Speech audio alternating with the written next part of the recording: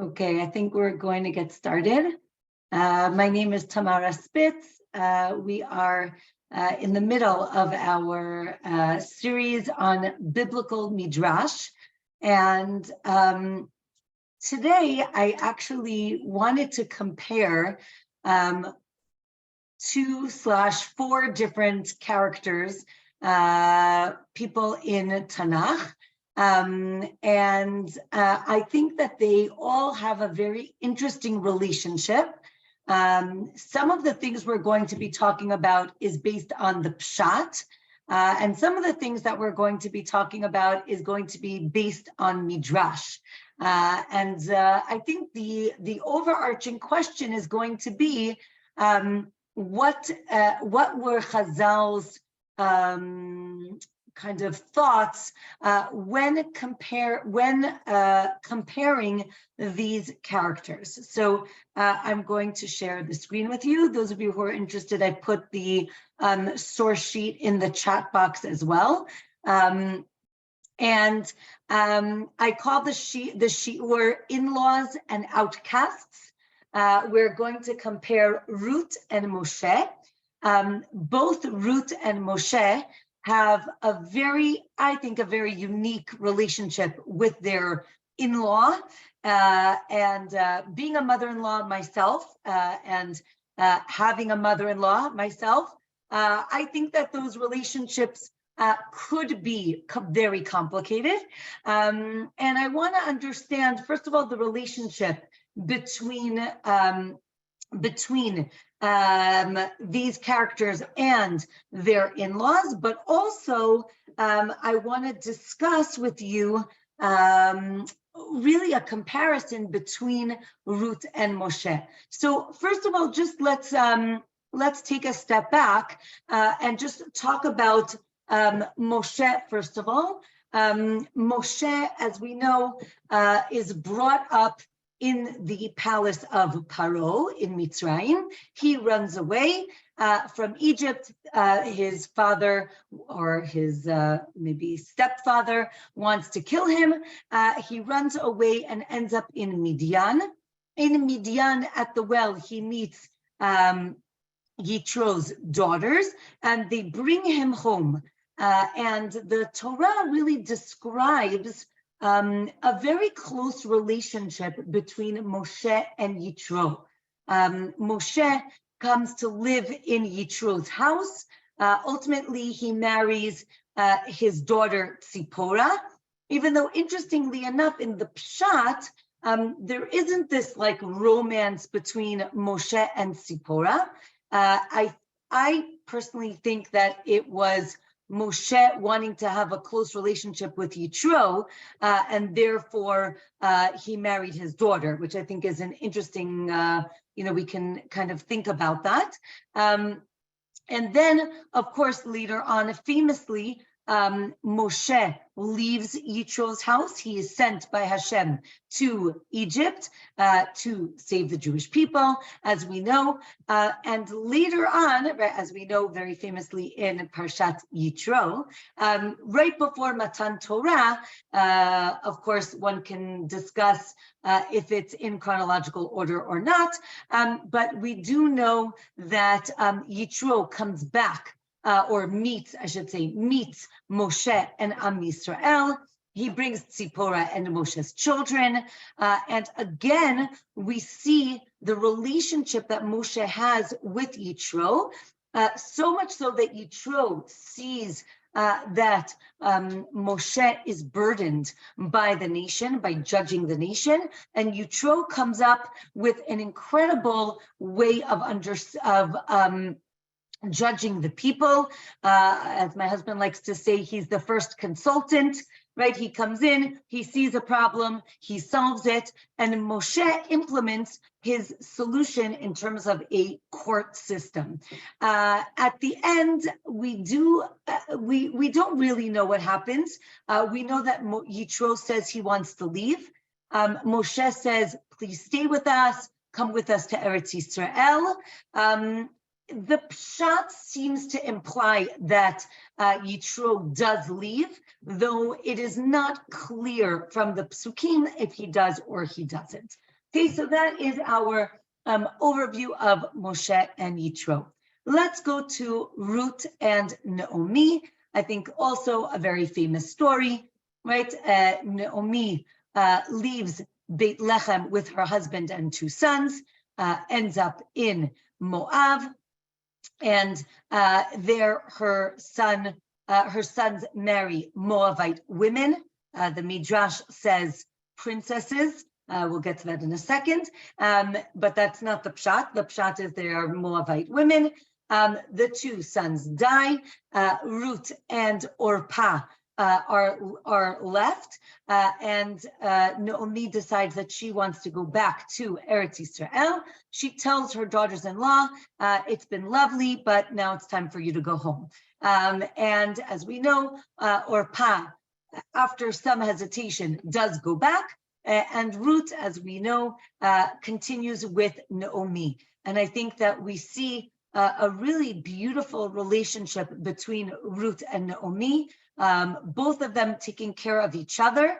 And as we know, Ruth converts to be with Naomi, and, or I should say, Ruth converts and follows Naomi back to Israel. And again, I think a very loving relationship between Ruth and her mother-in-law. So when looking at these psukim, I thought it was just very interesting having this relationship between a child or a person and their in-law. I'm not sure about any other relationship, though we can leave that for the end. If you have some ideas, feel free to share. But I think it's very fascinating to compare these characters. On one hand, compare the personalities, meaning Ruth and Moshe.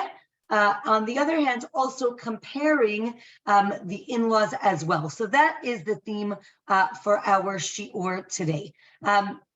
So I wanted to start with their childhood. Okay, so again, as I mentioned in the beginning, we are going to see certain things are pshat and certain things are midrash. So we start in source number 1 with the midrash. Rabbi Yossi Bar Huna says Ruth was the daughter of Eglon, son of Balak, the king of Moab, right? So we see here the Midrash tells us that Ruth is actually a princess. Not only that, but she is the daughter of Eglon. We know Eglon from the story of Ehud ben Gera in Sefer Shoftim, and we see that she is the great son of the son, right? She is the great grandchild of Balak. The Gemara does discuss what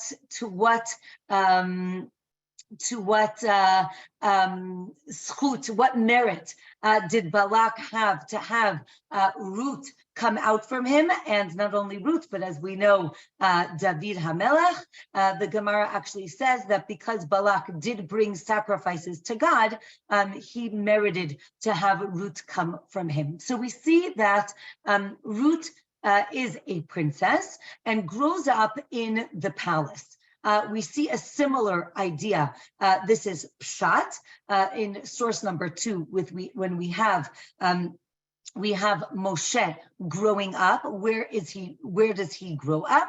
Right, when the child grew up, she brought him to Paro's daughter, who made him her son, right? This is Yocheved bringing back Moshe after he is weaned, and he grows up in the palace, right? She names him Moshe because she drew him out of the water, Kimin Hamayim, right? Kimin Hamayim Mishitihu.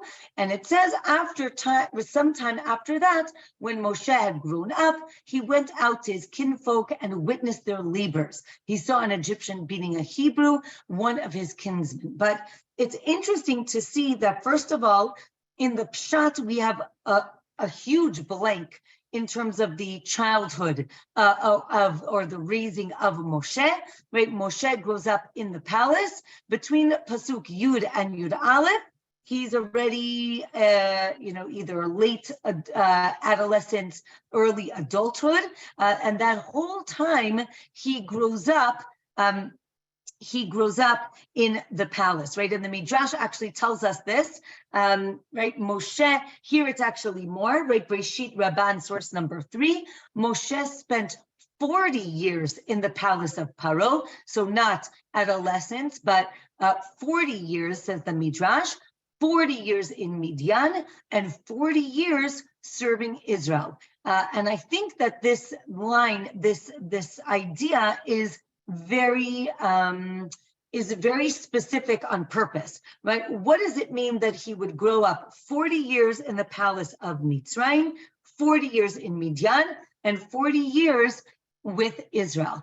And I think that the Midrash is trying to tell us that all these years, right, were very important in the formation of the leader that was Moshe, right? So we see that the Midrash tells us purposefully, right, not 10 years here and 20 years there, but the Midrash specifically says 40 years, right, that to tell us that it's equal, meaning each part of his life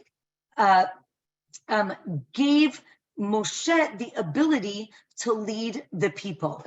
So we see that both Ruth, now I think it's important to understand, right? Moshe, we say that there is no other Navi like Moshe, right? We call Moshe Rabbeinu. He is the ultimate leader of Israel. And we know that Ruth, right, is the, I would like to call her the mother of monarchy, because we know that David HaMelech comes from Ruth.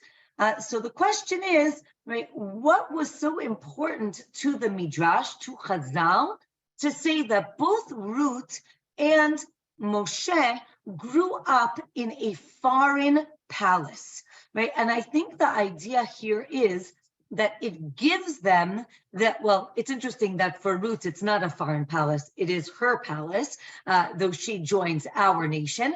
I think the idea here is that the upbringing in a different palace gives both of these characters an idea of how foreign states, how foreign rulers rule.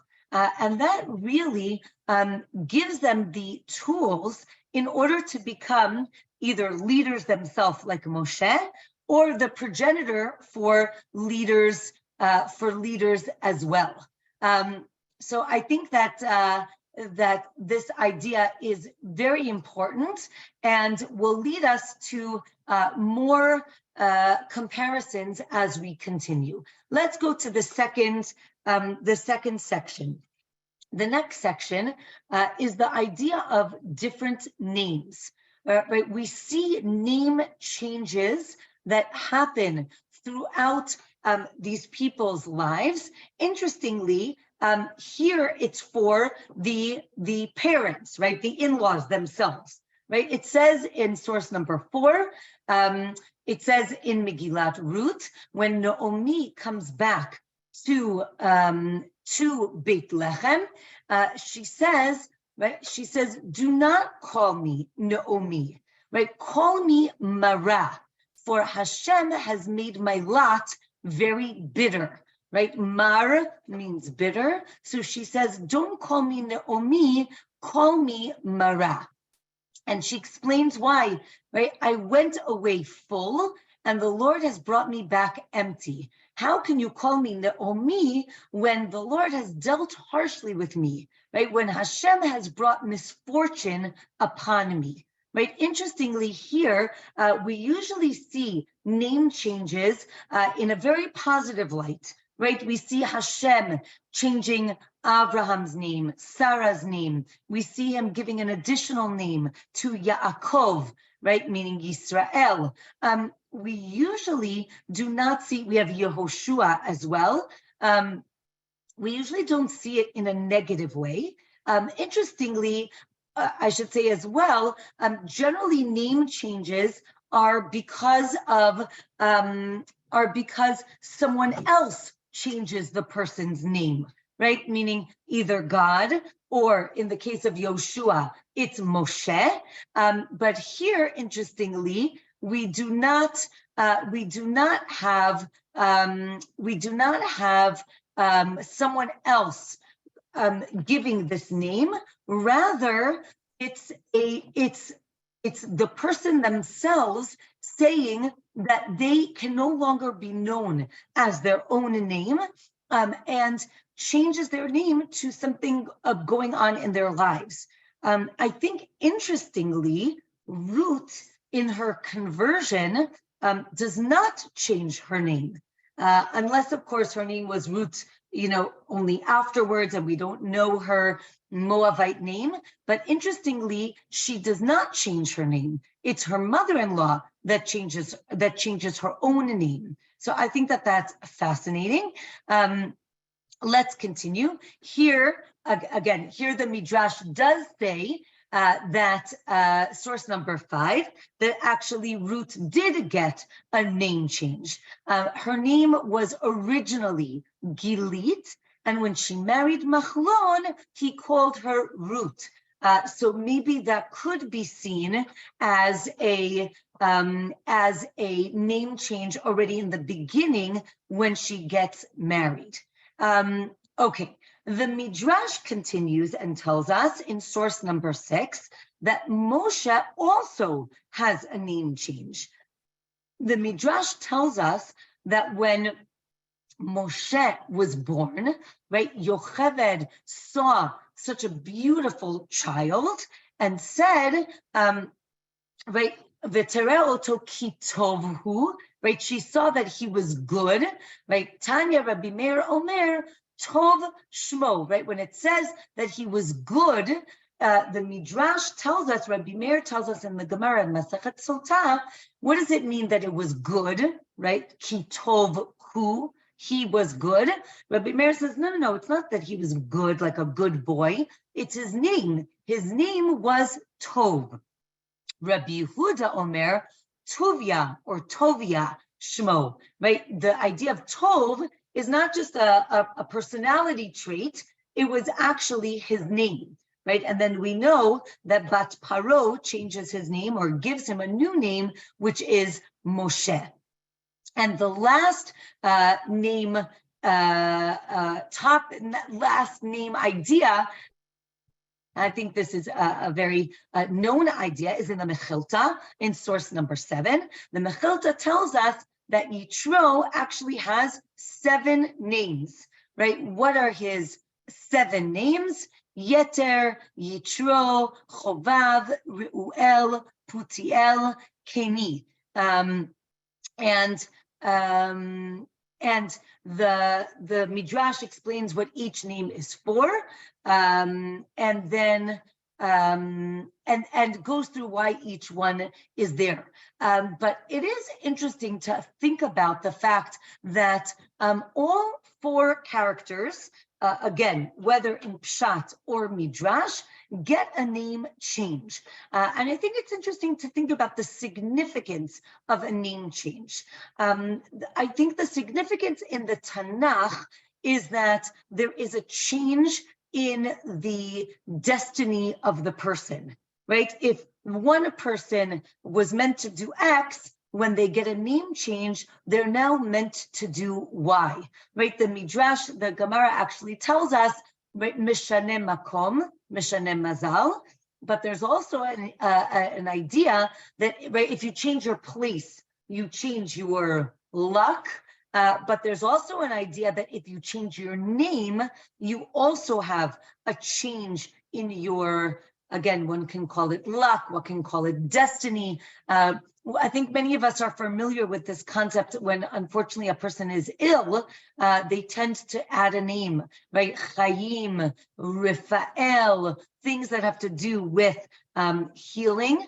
And that really signifies this idea that when you add a name or change a name, it changes something about that person. And I think it's interesting that Naomi, Ruth, Yitro, and Moshe all get name changes. And again, I think the question is, what was the purpose? I think that definitely with Naomi, the name change in terms of her own changing of her name is actually her telling everyone she's no longer the same person. On one hand, in terms of, as she explains in the Pshat, I left with a whole family. I came back with no one, meaning except for Ruth, but no one she left with. On the other hand, I wonder if it's also an idea of the guilt or the shame that she might be feeling for having left all of her neighbors when she left to Moab with her family, right? And maybe this is her way of saying, I'm a different person. I'm a new person. Ruth as well. I think that here when the Midrash says that that Machlon changed her name, it could signify some sort of I don't know if the word is conversion, but she's now marrying a Jewish guy. Okay, now she's going to be known with a Jewish name. One could say that that could be the reason that when she converts later on in that first parak, we also see that she doesn't change her name there. So it could be that her name has already been changed as a reflection of the fact that she's already joined the Jewish people at first through marriage and then through I was going to say formal conversion, even though really it's not a formal conversion either. And then we have Moshe and Yitro. I think for sure with Moshe, we see two sides of his personality, of his character traits. Here it's the idea that he gets a name from both women, right, from his biological mother and from the woman who raised him. I think it also adds to his personality traits in terms of how he sees himself. Does he see himself an Egyptian? Does he see himself as a Jew? We know, and definitely in the beginning, he's not sure. Right, so much so that when Yitro's daughters see him, when they go back to tell their father, that they saw a man, they call him an Egyptian man, right? Meaning it's not clear, right, what his identity is. Obviously, later on, it is very clear to Moshe who he is, but I think that it also defines who he is as a person, whether or not, right, definitely afterwards he sees himself as a Jew and he goes to save his people. I think having that Mitzri side of him is an important and an integral part of who Moshe is as a person and as a leader.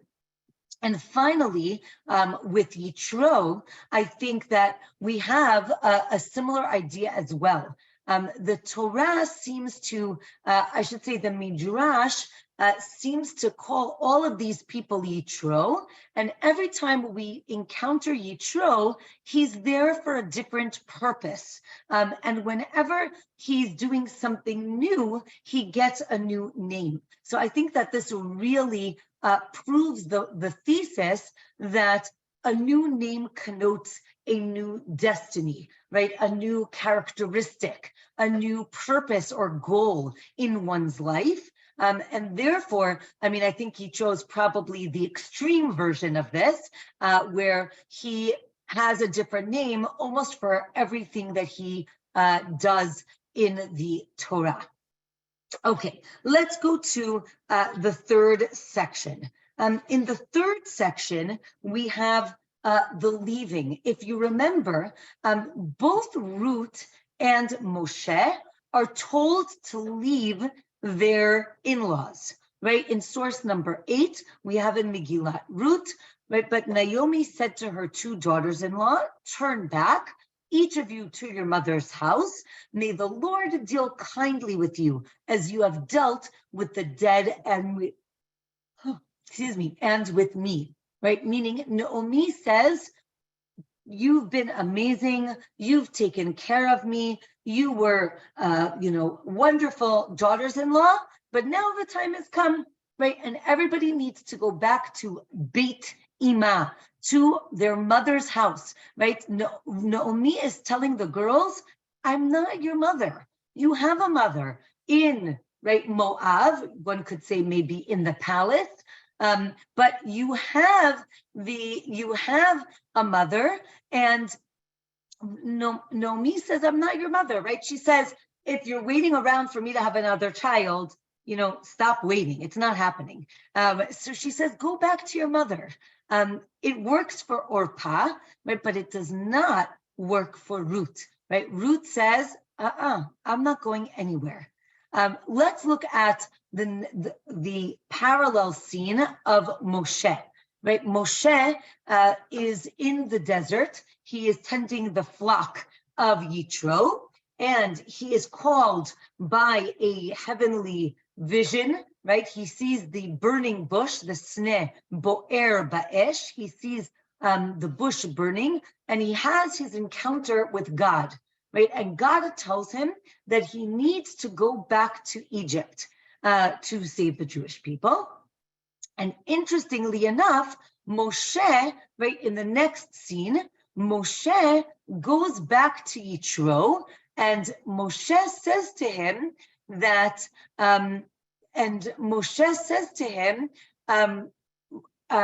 Yitro, let me go back to my kinsmen in Egypt and see how they're faring, right? Almost like he's asking permission from his father-in-law, right? One would think that he would not have to ask permission to leave, right? Yaakov does not ask Lavan if he can leave. Actually, he runs away and then Lavan runs after him. But here he asks permission. And I think that this really does show that strong relationship between the son-in-law and the father-in-law, right? That Moshe is almost asking permission to go, and Yitro tells him, again, what does he say to him? Lech leshalom, right? And this, the Gemara picks up on the idea of lech leshalom as opposed to lech bishalom, right? To go in peace or to go with peace. But here Yitro says to go in peace, to go towards peace, and he actually gives him this bracha and sends him on his journey, right? So interestingly, Moshe leaves his father-in-law. Ruth does not leave her mother-in-law. Again, not in terms of right and wrong, just interesting in terms of how their lives are, either converging or diverging.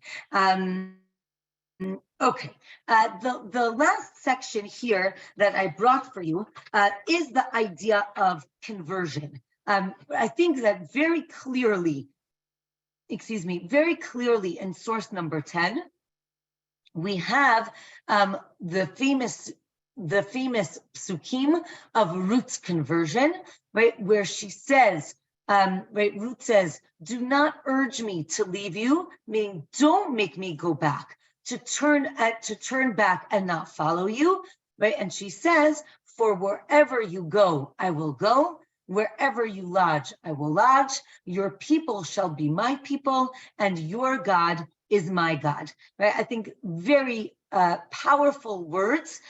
Interestingly, in the Midrash in Chazal, this is her conversion. Right? There's no 2-year course with the rabbi. There is no test. There is no Beit Din. Nobody is teaching her or taking, checking if she knows how to kosher a chicken. This is her conversion. She makes a declaration. One could say that maybe she's been living in Naomi's house for so many years that she already knew all the laws. One could say that in the time of Ruth, this is all you needed, because, it was not fun to be part of the Jewish people. So if you're going to risk your life to follow Naomi back to Israel, it must be that you're committed and serious. But this is her conversion. Obviously, very clearly, Ruth converts. Interestingly, as I mentioned before, we said that it's clear Moshe is Jewish. It is clear that he has a Jewish identity, but it is important to recognize that Moshe has an Egyptian identity, right? He grew up in the palace. He grew up among the Egyptians. He then spends, as the Midrash says, another 40 years with the Midianites, with the Midian, with Yitro. So it is interesting to maybe see source number 11 as, again, I don't mean to imply as a conversion, but I do want to say an encounter with God, right? If Ruth's conversion is a recognition of God, right, where she says, Elokayich Elokai, I think that Moshe has a parallel experience. And that, of course, is the scene at the burning bush, the Sneh Bo'er Ba'esh. That is in source number 11. In source number 11, there is a Malach Hashem, right? There's an angel of God who appears to Moshe in a blazing fire out of a bush.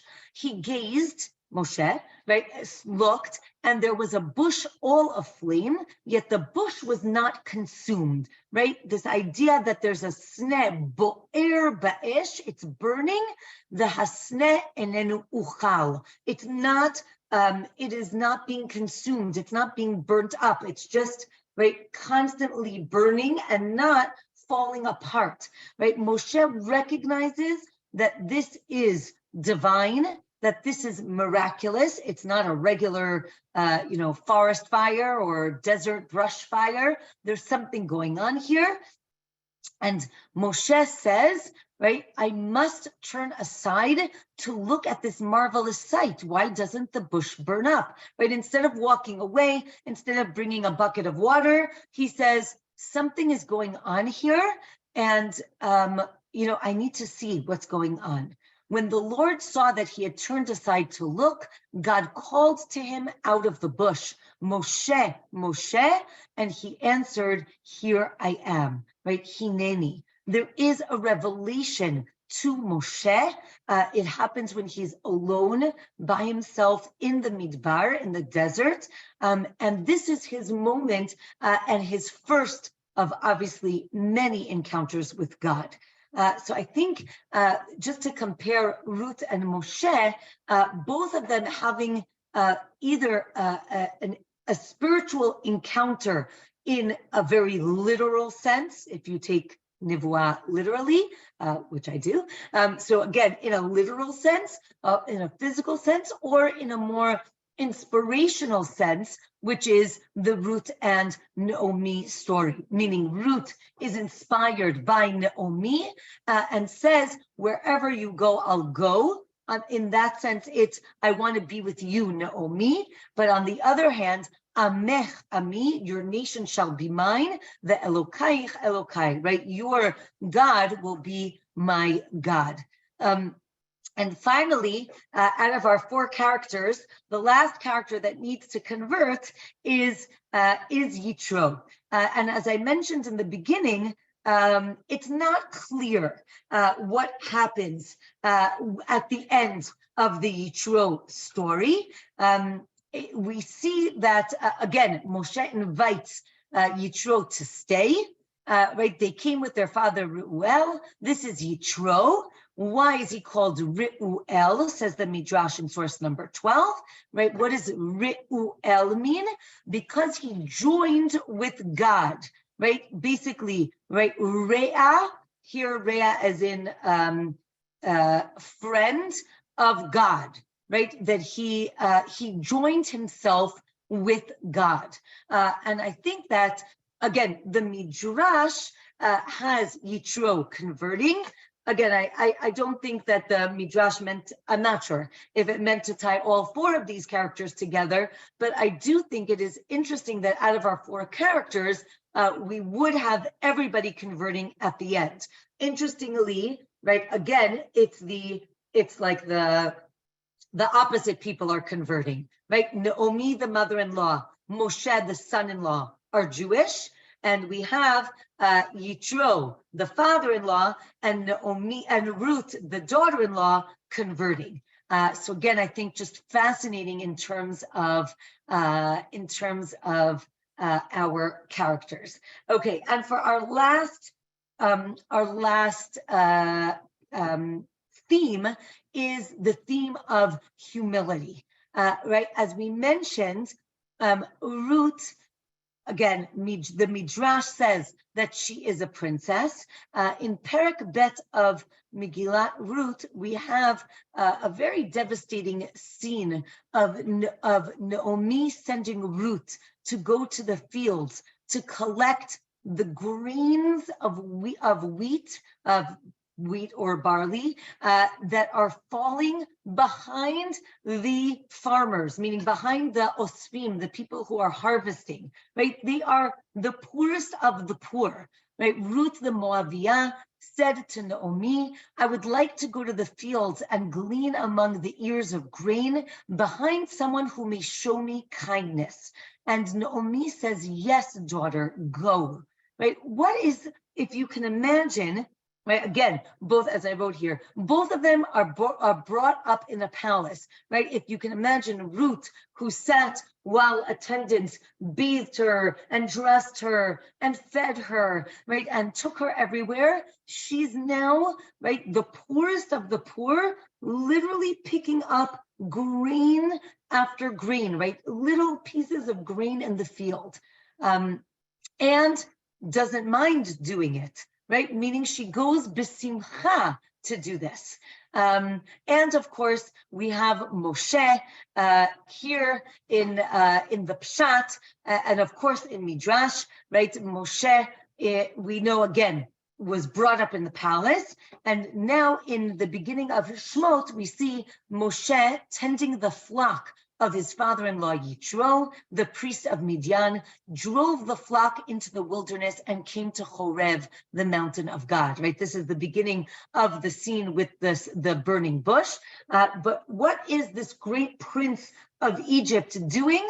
He is a shepherd, right? And the Midrash, of course, discusses the importance of Moshe being a shepherd, right? The idea that when you're sitting and you're watching the flock and you care about every single sheep or lamb that you have to care for, like that really taught Moshe to be a thoughtful leader, right? And I think, as I had mentioned in the beginning, both of these characters, both of these people needed to have the upbringing in a palace. They needed to know how monarchies ruled. What does it mean to live in a palace, and what does it give you? What characteristics, what strength of character does it give you?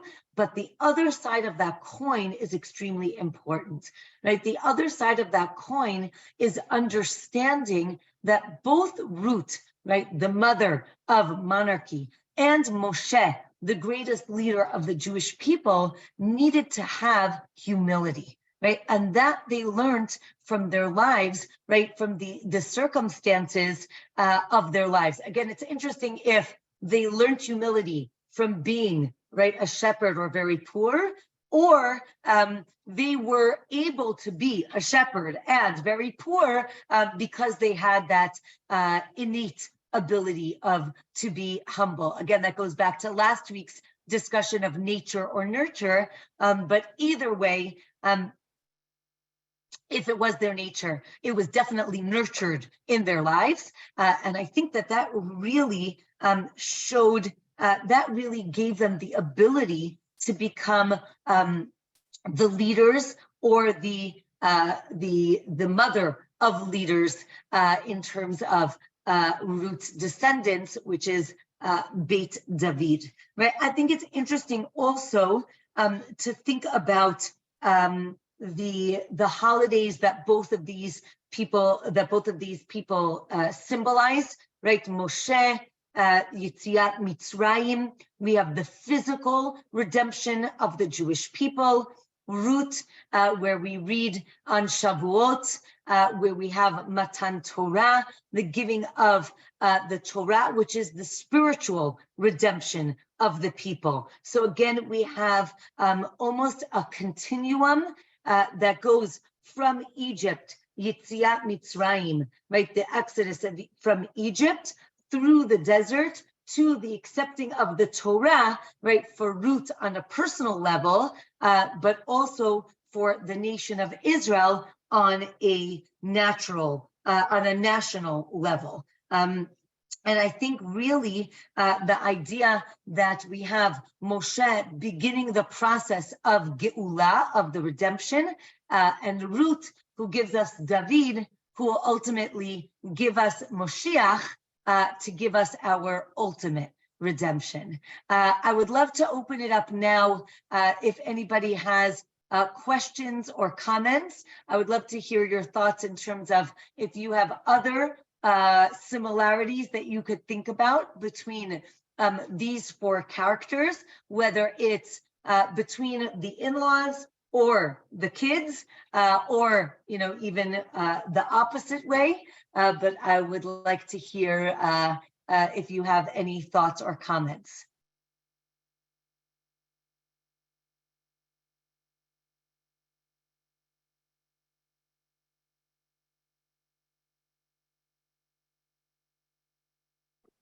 Any ideas? When you talked about nature or nurture or Moshe's nature, he left the palace and went about and saw the men fighting and killed the Egyptian. So it would seem that he already had the trait of compassion, although perhaps his nobility made him have the gumption to kill the guy, because I don't think a regular person, poor person, like he had this upbringing in the palace, which made him feel powerful. And hence he might have had the feeling that he had the right to kill this guy, the same as when he went in the desert and he fought the men who were harassing Zipporah, and he fought them with his staff.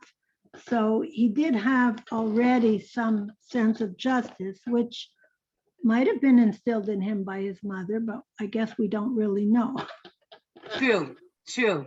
Excellent. I agree with you. It's interesting that he needed both sides, right? Like you said, compassion, but also strength of character to act on what you think or know is the right thing to do.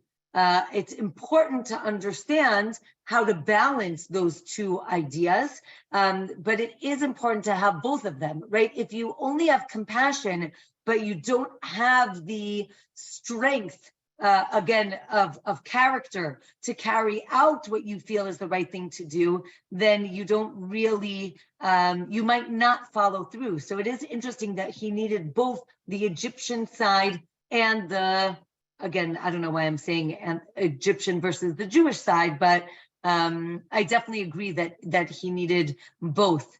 I see here someone had mentioned, I think Naomi had mentioned the idea of mother's house, when Naomi sent Ruth and Orpah back to Beit Imah, as opposed to Beit Aviha, right back to their father's house.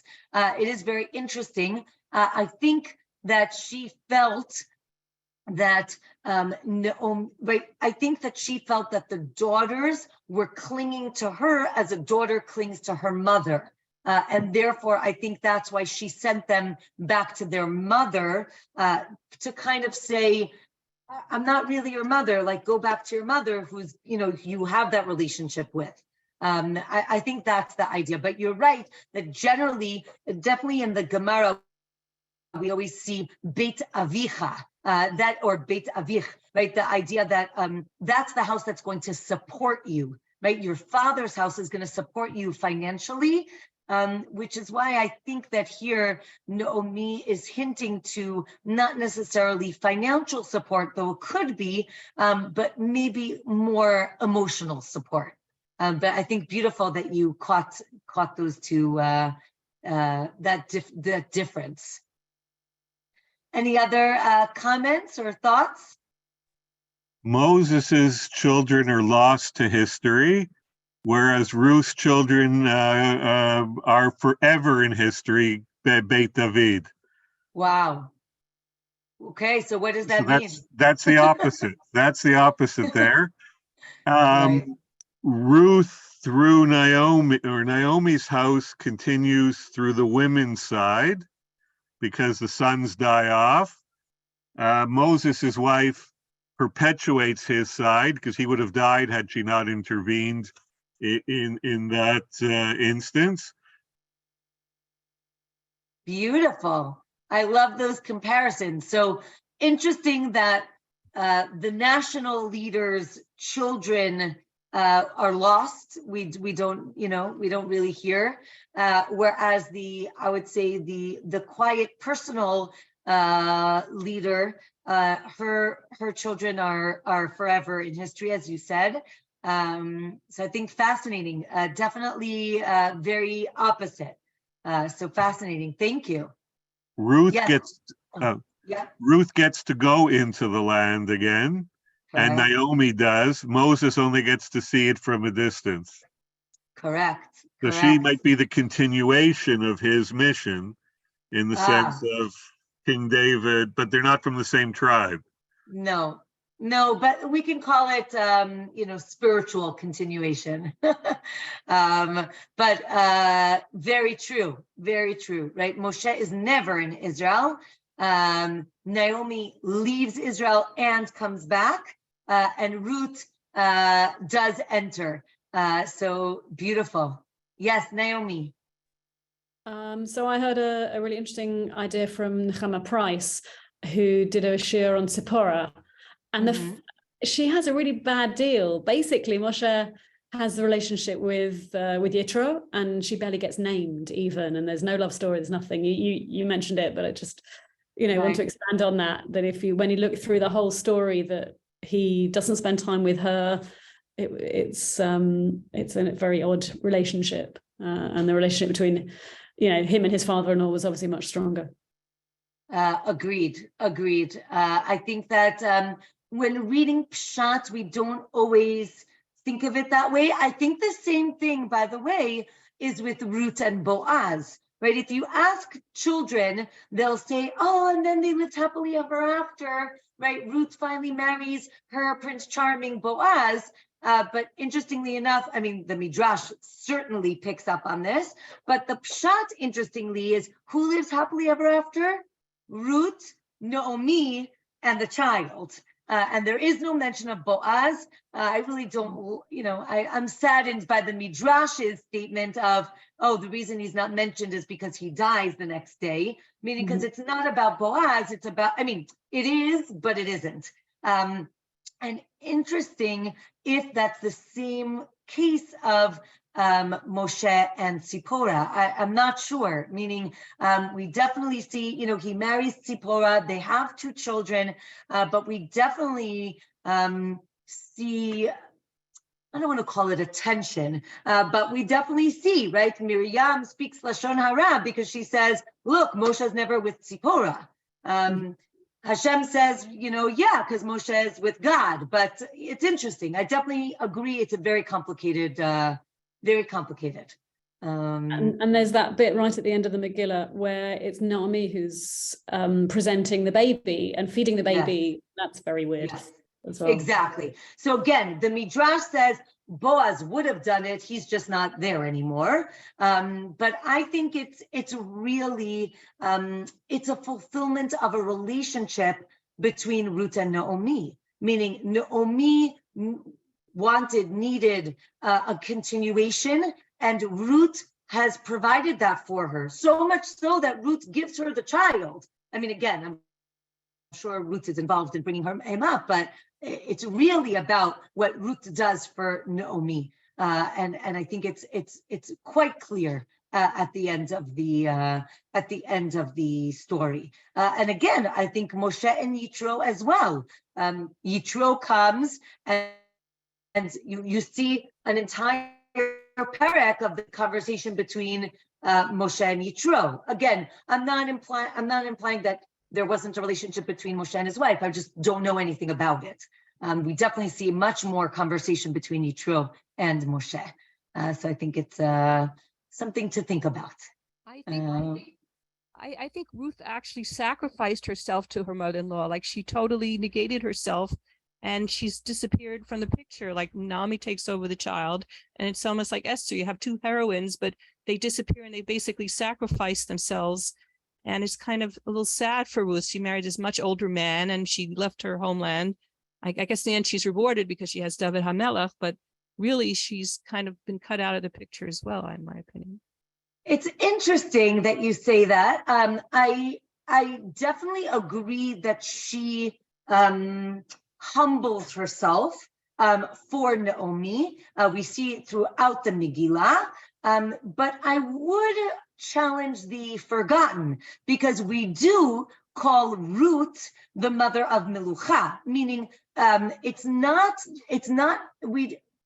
is Naomi, but it's not, meaning we say Ruth, meaning Ruth is remembered as David HaMelech's great-grandmother. So I really think that it's really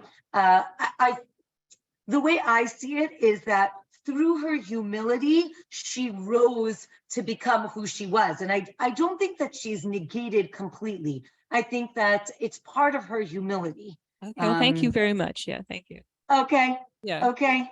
Excellent. Well, I want, are there any other? Yeah, King David is a shepherd and Moses is a shepherd, but that's the obvious. Right. Moses intervenes between God and the children of Israel and nourishes the children of Israel with Torah and with manna. And Ruth and Naomi come to the land of Israel and are nourished by the land with the gleaning. So it's the opposite. It's there's a symmetry there, that the fulfillment of the Torah, where the poor don't get manna from heaven, but get gleanings from the corners of the field. It's the opposite of it, but it's the fulfillment of it. Beautiful. I love that. I guess that would be a continuation of Ruth entering the land when Moshe couldn't. Yes, who nurtures and who gets nourished by. Beautiful. I think beautiful, right? Moshe calls himself a nursing woman, right? Meaning like a nursemaid, right? Moshe is the nurturer. But interestingly, so is Ruth, right? Ruth is the breadwinner, almost literally, for the household. But she is at the mercy, right, of Boaz and of Tzedakah, in Beit Lechem. But I also love that idea of man coming down, whereas Ruth has to pick, right? She has to glean the wheat. So yes, beautiful. Wow. I've learned so much from this shiur. Thank you so much. Thank you everyone for joining today. Wishing you all a Shabbat Shalom. And Be'ezrat Hashem, we will have our last shiur next week, where we are going to be talking about David HaMelech. And I look forward, as a continuation of Ruth, and I look forward to learning with you all next week. Wishing you a Shabbat Shalom, everyone. Thank you. Thank you very much. Thank you. Thank you. Shabbat Shalom. Thank you.